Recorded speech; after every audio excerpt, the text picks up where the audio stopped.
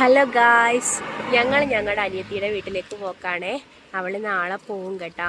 എല്ലാവർക്കും ഭയങ്കര സങ്കടമുണ്ട്, എന്നാലും കുഴപ്പമില്ല. നമ്മളതുകൊണ്ട് ഓളെ കാണാൻ വേണ്ടിയിട്ട് പോക്കാന്ന്.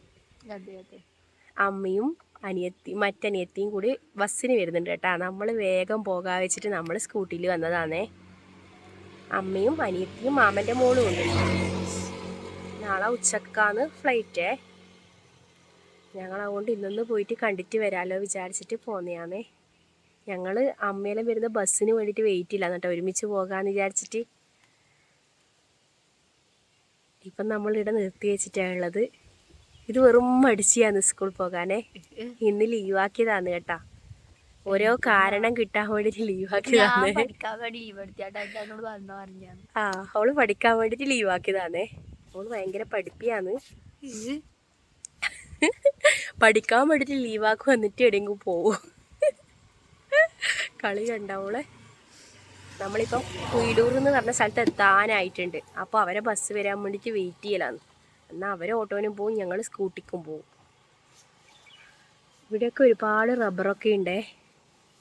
പണ്ട് ഇതേതോ ഒരു ഇതല്ലേണേ, എന്തോ കമ്പനി അല്ലേ ഇവിടെ ഉണ്ടായിനി. പൈനാപ്പിൾ കമ്പനിയാ എന്തോ പറഞ്ഞിട്ട്. നല്ല തണൽ നോക്കി നിർത്തി വെച്ചിട്ടുള്ള നമ്മൾ. എൻ്റെ മോനെ കൂട്ടിയില്ലാട്ടാ.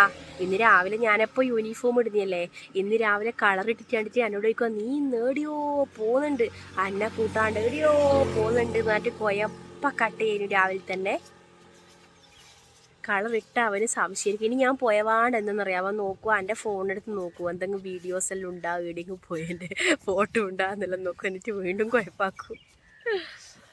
ഇന്ന് കൂട്ടാണ്ടാ പോന്ന്. തിങ്കളാഴ്ച സ്കൂൾ പോയിട്ടുണ്ടായില്ല, മടിയായിട്ട്. ഇന്നലെ എങ്ങനെയല്ലോ ഉന്തിപ്പായിച്ച് വിട്ടിട്ടുണ്ടായിനി.